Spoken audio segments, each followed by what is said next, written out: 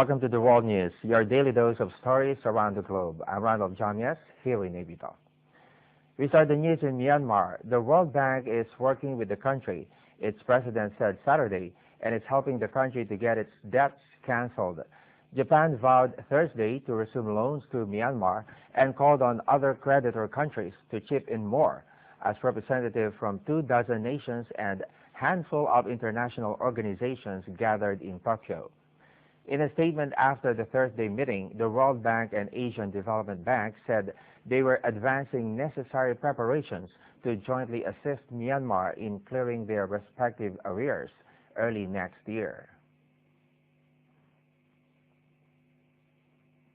We are very anxious to move forward together with other donors. We're in Japan right now, and of course the Japanese are very eager to move forward, as are many other countries. And so we are expecting that in the early part of 2013, we will have been able to sort through the arrears, put together a plan for clearing them, and then move forward. I've met with leaders of Myanmar, especially at the UN General Assembly meeting some weeks ago, and we're very impressed with the reforms that they've gone through.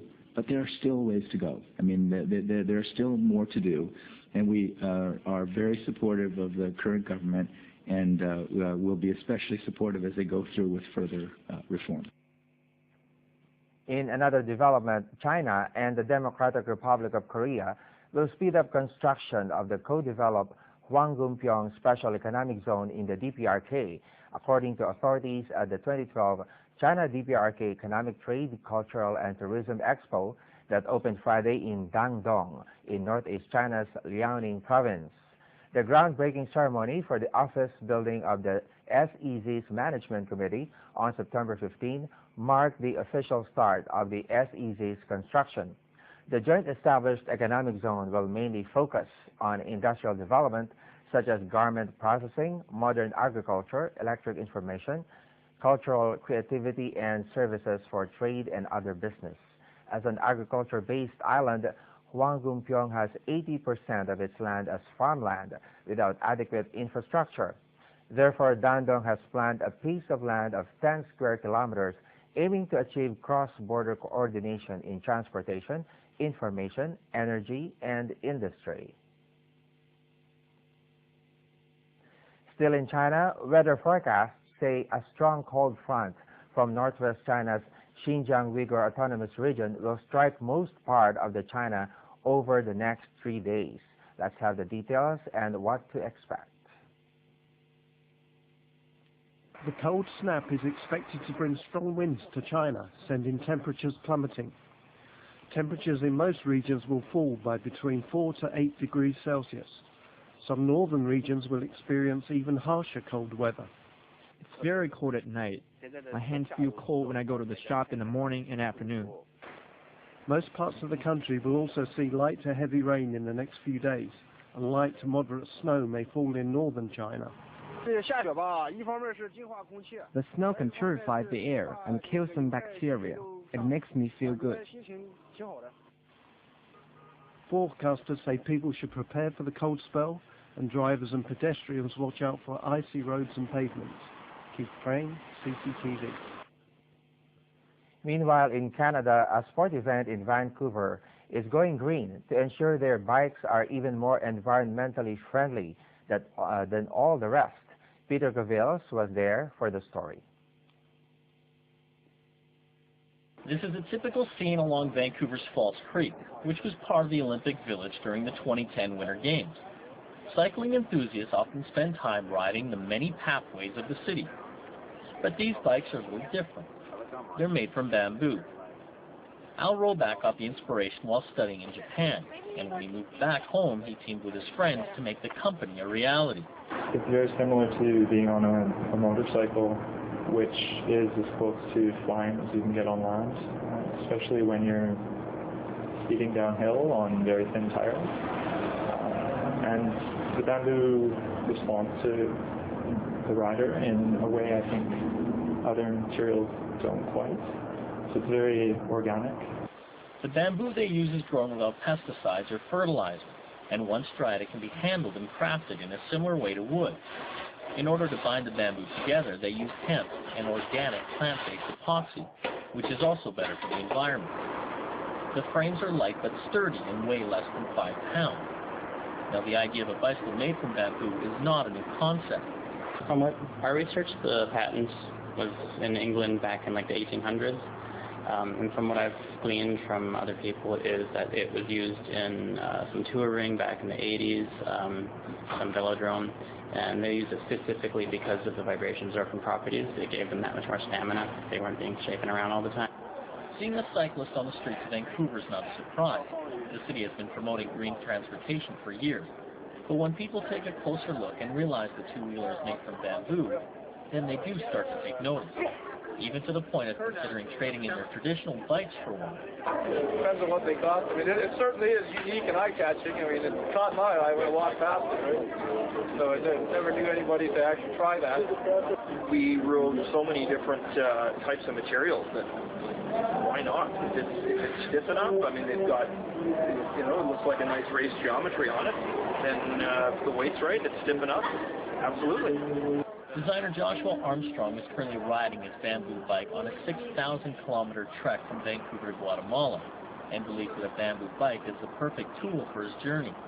I think it'll hold up well, and it's easy enough for me to repair versus if, say, I brought my metal bike and that broke. I don't really have, I wouldn't be carrying a welding rig with me, but I can do small repairs on the epoxy and get it finished on the road, so that shouldn't be a problem. If you're wondering, it takes about 40 hours to build a bike. The frame costs about $2,000, and a completely outfitted bike will set you back about $3,000. But the team at Grass Frames thinks it's worth it, not just for bicycling enthusiasts, but people who are conscious of the environment. Peter Quebec, CCTV. That's quite eco-friendly. Going now to entertainment news, a low-budget experimental production from Thailand and a gripping Lebanese drama share the main award at Asia's largest film festival, which draws to a close on Saturday. Jurors of the Busan International Film Festival described first-time Thai director Nawapol Thamrongratanarit's 36 as breathtaking, while praising the extraordinary sympathy director Mariam Najafi was able to draw from her audience throughout her entry, Kayan. Both productions received $30,000 for the award, which offers 2 first prizes and is open to first or second-time Asian filmmakers. Nawapol's film is set around 36 static images and tells the story of a young woman struggling to relate to her own memories. Praise came also for first-time director Najafi's sympathetic portrayal of a Lebanese woman trying to juggle twin demands of business and family in a foreign country, and for the filmmaker's ability to go from emotion to analysis in the acute portrait of a woman fighting to keep a new life going.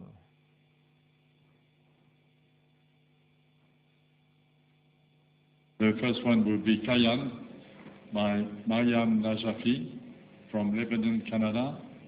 The jury appreciated the extraordinary sympathy, the versatility of the languages in the film, and the ability of the filmmaker to go from emotion to analysis in this portrait of a woman fighting to keep her life going. 36 by Nawapol Thamrongratanarit from Thailand. And the jury appreciated the effort of the young filmmaker, brave enough to invent his own film language. The jury found especially that the writing was breathtaking, artful, economic, and never included unnecessary words. Now the Shanghai Open, Andy Murray overpowered world number 1 Roger Federer 6-4, 6-4 in the semifinal of the Shanghai Masters on Saturday. Briton Murray will face Novak Djokovic in a repeat of their memorable U.S. Open final last month after the Serbian beat Tomas Berdych of the Czech Republic 6-3, 6-4. Murray was the dominant player throughout, and Federer was merely hanging on for much of the time.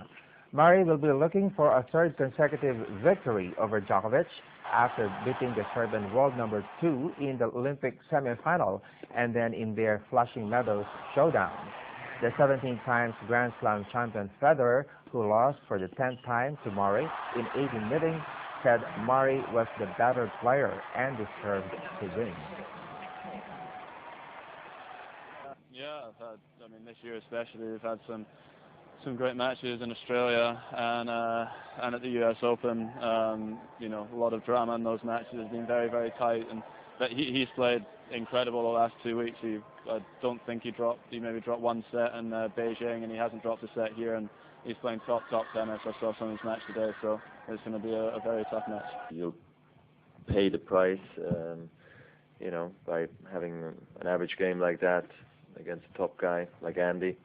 So it was a bit up and down, too up and down, I guess, for my taste. To probably beat him tonight. I played okay at times, but overall, probably, Andy was just the better player, and he deserved to win at the end, really. Let's have some updates at the golf scene.